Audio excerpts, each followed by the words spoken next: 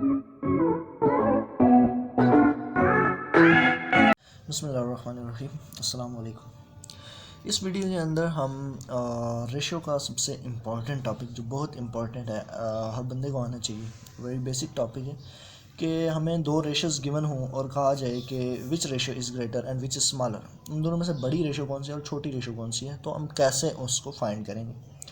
आइए देखते हैं। लेट्स सी, मुझे दो रेशो गिवन है, 4:5 एंड 7:10। तो मैं इनको देखता हूँ कि कौन सी बड़ी है कौन सी छोटी है। तो मैं सबसे पहले फर्स्ट वाली रेशो लेता हूँ, 4:5।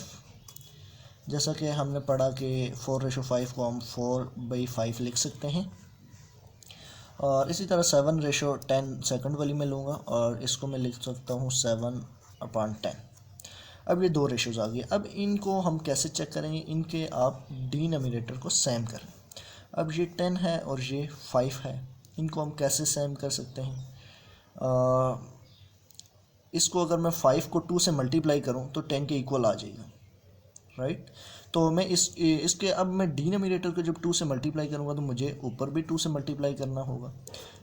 4 dividing by 5 multiplying by 2 dividing by 2। मैंने 2 को ऊपर भी मल्टीप्लाई किया, नीचे भी मल्टीप्लाई किया, तो क्या बन गया 4 2 ज़ार 8 डिवाइडिंग बाई 5 2 ज़ार 10। और इधर क्या था, ये 7/10 वैसे ही।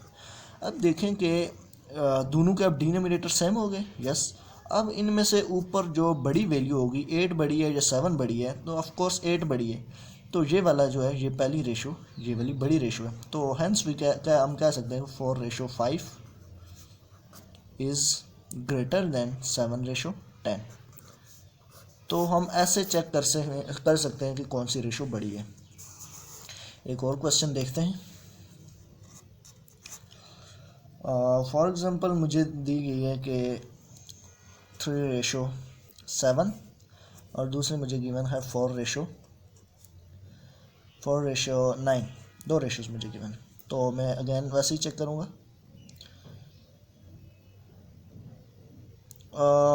मैं एक्चुअली इसको थोड़ा सा चेंज करता हूँ, 4:9 नहीं करता, मैं 4:11 करता हूँ, क्योंकि वो फिर पहले जैसा ही क्वेश्चन बन जाएगा जो हमने किए। इसको 4:11 करता हूँ। तो मैं इसको अब चेक करता हूँ कि कौन सी रेशो बड़ी है और कौन सी छोटी है। तो 3:7 मैंने पहली रेशो ली, इसको हम डिवीजन के फॉर्म में लिख सकते हैं, यस। दूसरी रेशो मैंने ली 4:11, इसको हम लिख सकते हैं 4/11। अब ये चीज़ मैं बनाना चाह रहा था कि दोनों की जो है रेशो डिवीजन में जो डिनोमिनेटर है, एक का 7 है दूसरे का 11 है। अब यहाँ पे तो हमने यूँ किया था कि 10 था और इस 5 को हमने कहा था 2 से मल्टीप्लाई करूँ, सिर्फ 5 को मल्टीप्लाई करें तो दोनों सेम हो जाते।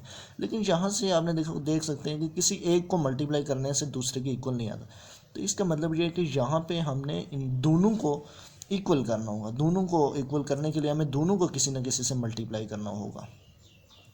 तो आपने यूँ करना है इस केस के अंदर कि 11 और 7 का आपने एलसीएम ले लेना है। तो 7 के साथ ये 11 ऐसे आ जाएगा, 7 1 ज़ार 7, 11 1 ज़ार 11 और यहाँ पे 1। अब इसका क्या आ जाता है, एलसीएम क्या आ जाता है 77। अब 77 जब आएगा तो इससे डिवाइड करो, 77 को 7 से डिवाइड करें, 11 आ जाएगा। तो इस फर्स्ट वाले को हमने 11 के साथ मल्टीप्लाई भी किया और डिवाइड भी किया, ठीक। और इसी तरह सेकंड को 77 से इस 11 पे डिवाइड करना है 77 को, तो क्या आ जाएगा 7 आ जाएगा। अब 7 से हमने ऊपर भी मल्टीप्लाई किया और 7 से नीचे भी मल्टीप्लाई करना है, ये करना।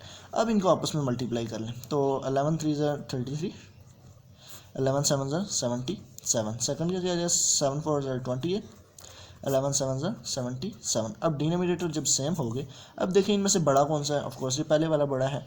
तो हम कह सकते हैं कि 3:7 इज़ लेस दैन 4:11।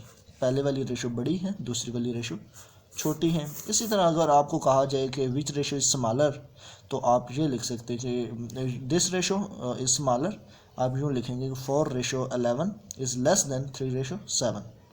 तो इस तरह से आप ग्रेटर और स्मॉलर रेशोज़ को पहचान सकते हैं, कौन सी रेशो बड़ी है और कौन सी छोटी है।